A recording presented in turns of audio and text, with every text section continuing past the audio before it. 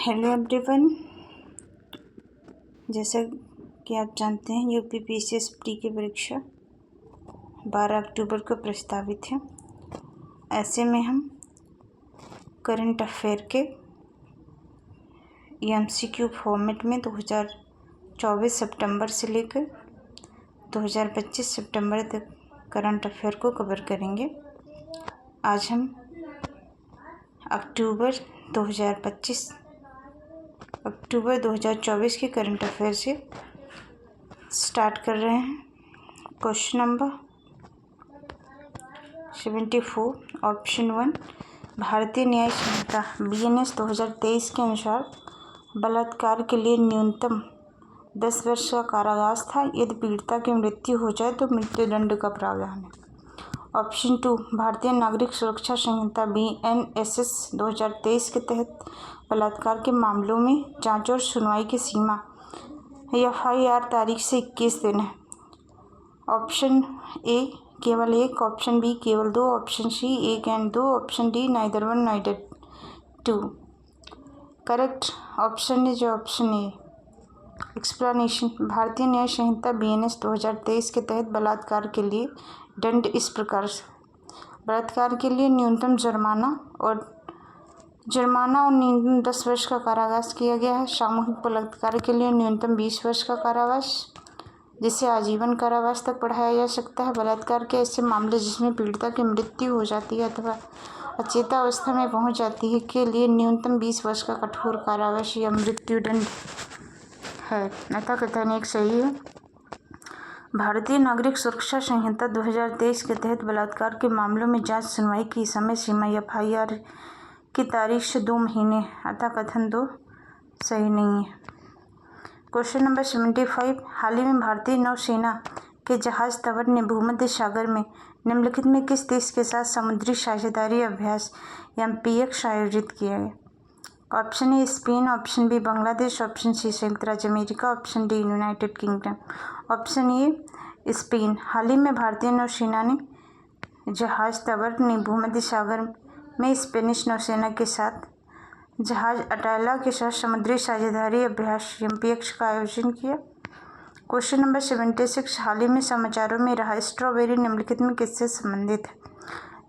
Option A open AI द्वारा कृत्रिम सामान्य बुद्धिमत्ता का विकास, ऑप्शन बी बायोग्रहों की खोज के लिए नासा का नया मिशन, ऑप्शन सी AI का उपयोग करके जलवायु परिवर्तन से निपटने हेतु एक वैश्विक पहल, ऑप्शन डी संघ द्वारा विकसित साइबर सुरक्षा फ्रेमवर्क। आंसर इज ऑप्शन ए।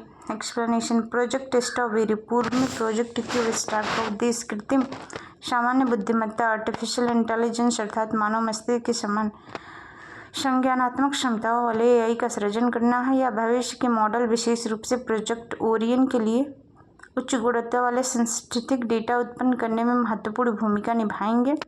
इसने जटिल पहेलियों पजल्स को सुलझाने तथा उन्नत संज्ञानात्मक कार्य की क्षमता प्रदर्शित की है। ऐसा माना जा रहा है कि गणितीय समस्याओं को अपने पूर्ववर्ती मॉडल की तुलना में अधिक प्रभावी ढंग से हल कर सकता है। विकल्प ए सही है। क्वेश्चन नंबर 77, वज्र करूर किम्बरलाइट पाइप और कृष्णा नदी बेसिन प्रायः निम्नलिखित में किसके संबंध में समाचारों में रहते हैं? ऑप्शन ए तेल अन्वेषण, ऑप्शन बी कोयला भंडार, ऑप्शन सी हीरा खनन, ऑप्शन डी प्राकृतिक गैस भंडार। Option C is the right option, हीरा खनन। एक्सप्लेनेशन। वज्र करूर किम्बरलाइट पाइप और कृष्णा बेसिन भारत में हीरे के खनन से जुड़े होने के कारण प्रसिद्ध हैं। पॉलिशिंग और कटिंग उद्योग सूरत, नवासारी, अहमदाबाद तथा पालमपुर में केंद्रित है। हीरा कार्बन का अपर रूप है और पृथ्वी पर प्राकृतिक रूप से पाया जाने वाला सबसे कठोरतम पदार्थ है। पृथ्वी के मेंटल में निर्मित ज्वालामुखी गतिविधि के माध्यम से सतह पर लाया गया और यह पदार्थ डाइक्यूम सिल्क जैसे ज्वालामुखी भू आकृतियों में पाया जाता है, अतः विकल्प सी सही है। निम्नलिखित क्वेश्चन नंबर 78, निम्नलिखित में कथनों पर विचार कीजिए। ऑप्शन ए आसियान की स्थापना 1986 में बैंकॉक घोषणा पत्र के हस्ताक्षर के साथ हुई। ऑप्शन 2 भारतवर्ष 1992 में आसियान के रणनीतिक साझेदार बन गया। उपयुक्त कथनों में से कौन सा सही है? ऑप्शन ए केवल 1, ऑप्शन बी केवल 2, option C 1 and 2, 1 and 2, 1 and 2, option B 1 and 2, option D neither 1 neither 2। सही answer is option A. Explanation. ASEAN की स्थापना 1967 बैंकॉक घोषणा पत्र पर हस्ताक्षर के साथ हुई। अतः कथन एक सही है। भारतवर्ष 2012 में नई दिल्ली में 20 वर्षीय वार्षिक स्मारक शिखर सम्मेलन में आसियान का रणनीतिक साझेदार बन गया। भारत 2012 में बना है, न कि 1992 में। भारत वर्ष 1992 में आसियान का क्षेत्रीय संवाद साझेदार बन गया। क्वेश्चन नंबर 79 अंतर्राष्ट्रीय साक्षरता दिवस 2014 के संदर्भ में।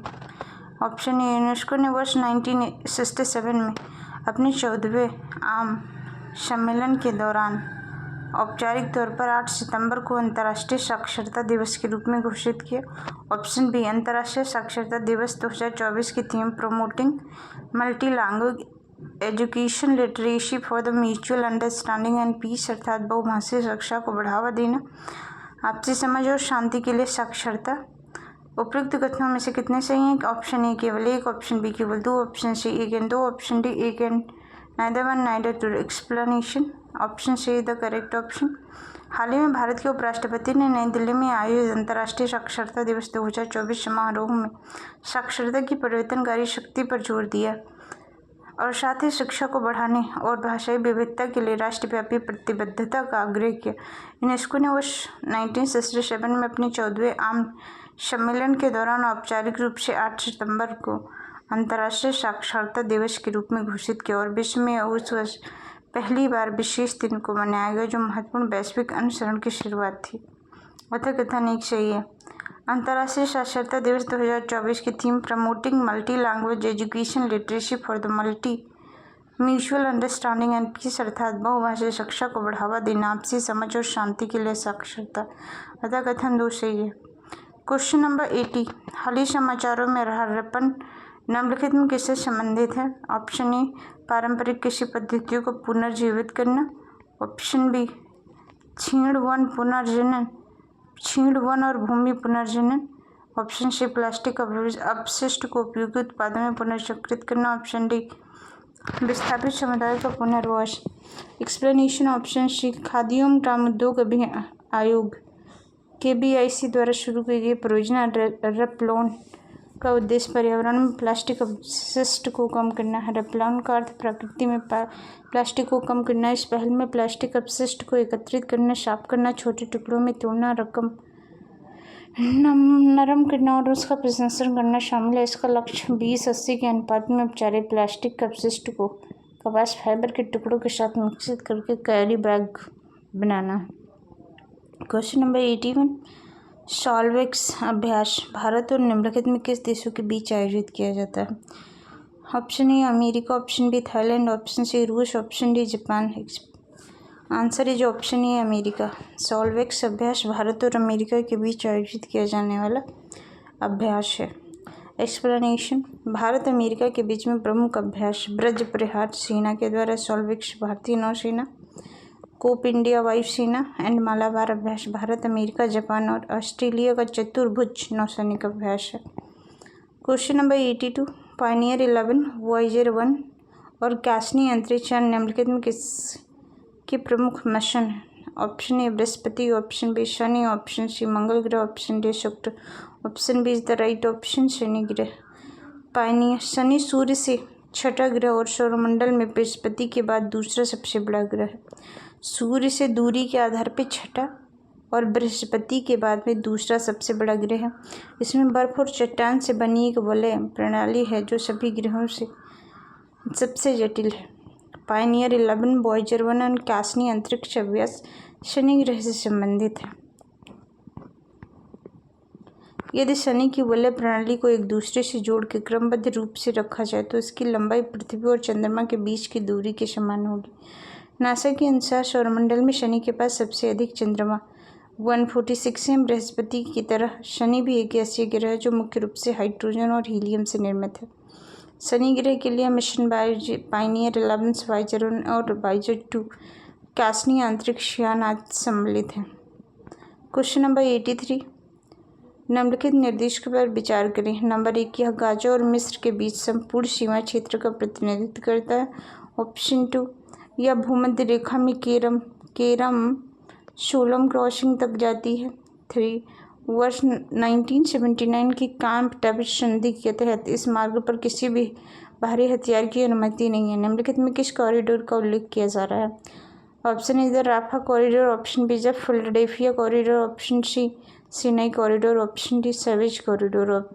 Right option is option B Philadelphia corridor. Explanation, Philadelphia corridor यह 14 किलोमीटर लंबी भूमि की पट्टी है जो गाजा और मिस्र के बीच संपूर्ण सीमा क्षेत्र का प्रतिनिधित्व करती है। इसमें राफा क्रॉसिंग शामिल है। यह भूमध्य सागर से लेकर इजराइल के साथ केलम शोलम क्रॉसिंग तक जाती है। कैंप डेविड शांति संधि 1979 के तहत मिस्र के सैनिकों को सीमित संख्या में कॉरिडोर में रखने की अनुमति थी, लेकिन भारी हथियार रखने की अनुमति नहीं थी। यह गाजा को इजराइल से मुक्त बाह्य विश्व से जोड़ने वाला एकमात्र संपर्क मार्ग है।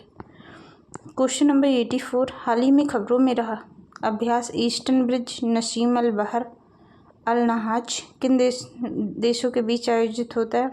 Option A Bharat and Oman, option B Oman और सऊदी अरब, ऑप्शन सी भारत और कतर, ऑप्शन डी संयुक्त कतर और संयुक्त अरब अमीरात। करेक्ट ऑप्शन है जो ऑप्शन ए भारतीय वायुसेना इंडियन एयरफोर्स और रॉयल ओमान वायुसेना के बीच द्विपक्षीय अभ्यास ईस्टर्न ब्रिज का 7वां संस्करण ओमान के मशीरा एयरबेस में आयोजित हुआ। ईस्टर्न ब्रिज का 7वां संस्करण ओमान के मशीरा एयरबेस में आयोजित हुआ। इसमें जटिल हवाई युद्ध, हवा से हवा और हवा से जमीन पर होने वाले ऑपरेशन एवं लॉजिस्टिक समन्वय शामिल थे। इसका पहला संस्करण 2009 में ओमान के थुमेरैत में